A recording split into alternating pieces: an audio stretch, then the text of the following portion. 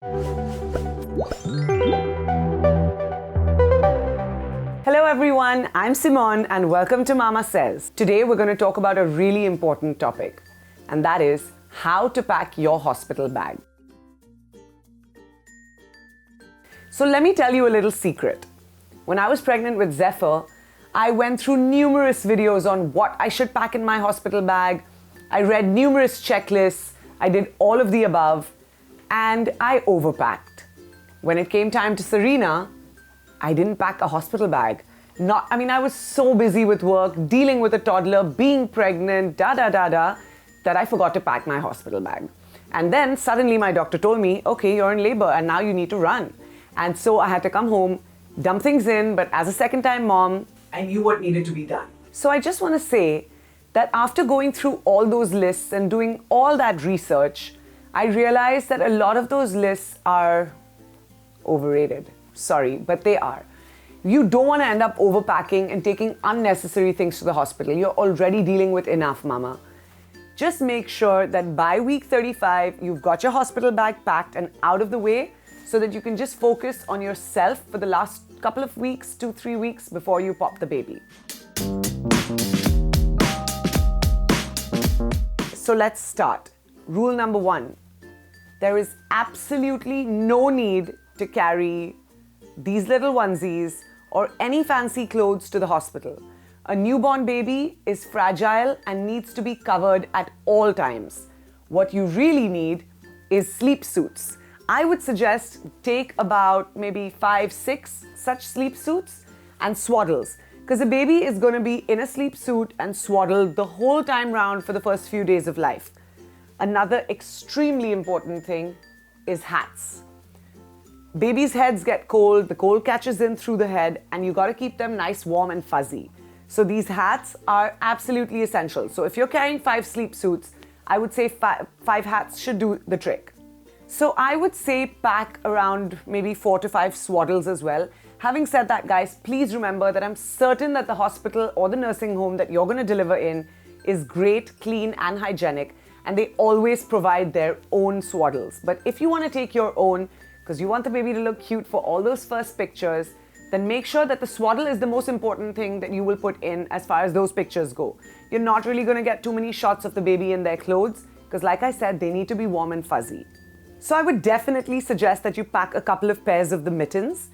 Not all sleep suits have the integrated mitts. If they do, you don't need the mittens. If the ones you're carrying don't, then definitely carry a couple of pairs of the mittens to keep them warm. So this is one thing that really confused me as a first-time mom, was the receiving blanket. I'm like, what is a receiving blanket? And then I figured it's the blanket you receive the baby in once the baby pops out.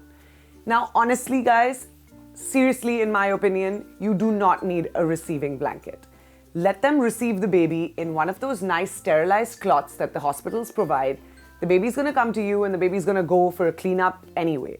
So you don't need one of those. What you can carry is your own little muslin blanket to keep the baby warm. Once the baby is swaddled, you just put your own blanket over it. Depending on the country in which you live in, you could choose a muslin blanket, you could choose a fleece blanket. That's entirely up to you. What we actually carried was one muslin and one fleece because we didn't know how cold or warm the room's going to be.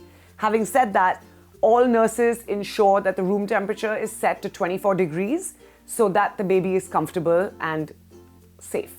Another thing that I would definitely recommend carrying is your own baby wipes, because you don't want to use the hospital's baby wipes on your baby's gentle zones. You know what I mean? We, of course, carried an entire pack of our own diapers because in the first few days, the baby can really poop and pee. So I think a whole pack of diapers is good enough, and one pack of the water wipes, that whatever you use, is good enough. We're also going to talk about a very important thing that we need, which is our feeding pillow. I totally recommend getting a good feeding pillow because it gives not only the baby a good grip to be able to latch on, but it also helps mama with the back and good support. It's so new for a first-time mom.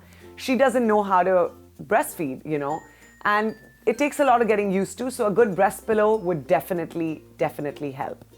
I would definitely recommend you taking your breast pump with you to the hospital because in case baby doesn't latch, or in case you have a lot of milk supply and need to like let it out, you definitely need a good pump with you. I would also suggest taking some bottles just in case baby doesn't latch and you want to do a top feed, or you want to express your milk and then give a top feed.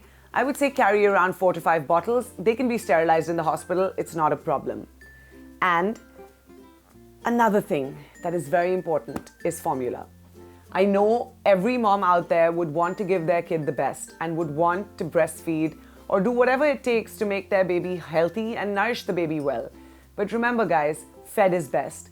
If for whatever reason you are unable to get breast milk, sometimes it takes a few days to lactate. It doesn't happen instantly, so please don't get anxious about it. Don't be stressed about it. It is absolutely okay to give your baby a little bit of top feed. My pediatrician recommended it. I'm sure yours will too if you have such a problem. And yeah, so I would definitely suggest keeping your choice of formula with you and take it to the hospital. And now let's come down to the most important person in the hospital. You. Mommy, you've just delivered a baby. It's magic. It's huge. And you need a lot of taking care of too. So remember, again, those hospital lists will tell you to do this and to do that. I admire all those moms that are able to deliver their baby and then like do makeup and get ready the next day. I wasn't one of those. I'm not sure if you will be. If you will be, please do carry your makeup along with you. But what I would really suggest is a little kit of toiletries. Your toothbrush, your face wash, maybe a body wash, etc. That's all you need really for those first few days in the hospital.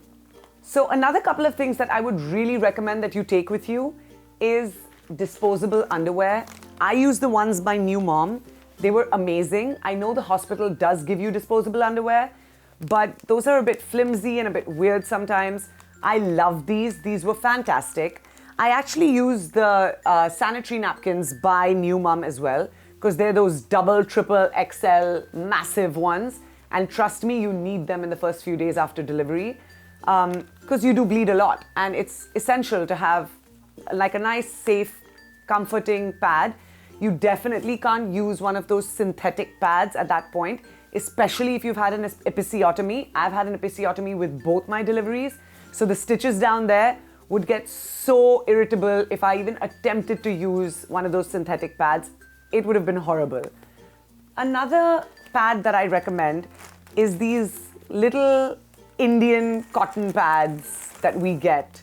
It's basically cotton in a mesh. It's not something I would use for my regular period, but with an episiotomy, you need something this soft to keep you comfortable.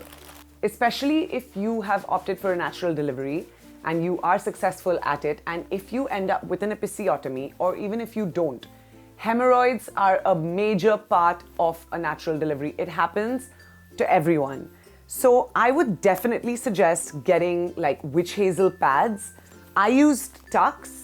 You can use any witch hazel pads that you choose to, but definitely get those because they really help soothe the episiotomy stitches as well as the hemorrhoids. So another thing that I packed, but I didn't really use in the hospital, is my feeding pajamas. So feeding pajamas are basically, they have snaps. These ones are by Dandelion. They're amazing. They have snaps, which makes feeding a lot easier. Having said that, if you don't want to invest in these and you just want to button open and feed the baby, that's fine too. Very honestly speaking, I did not use these in the hospital because I was really comfortable in my hospital gown itself. I mean, obviously it's a maternity gown. I use these a lot for the first 3 to 4 months postpartum, but not really in the hospital. So I'm not sure if you want to carry them, but in case you do, pack it. What I would definitely suggest you carrying is a nice loose dress to come home in. Because mommy, please remember that even though you've delivered your baby, you're going to leave the hospital still looking 6 months pregnant. It's not the best feeling in the world, but you know what? Looking at your baby makes everything okay. So I carried this like really loose, comfortable dress that I could just slip over and be comfortable in. Of course, along with this, I carried my feeding bra, because these nursing bras make everything a lot easier. They just kind of snap in and snap out, which kind of makes it really accessible to the breast. And of course, we've got our disposable underwear, so the whole set is done.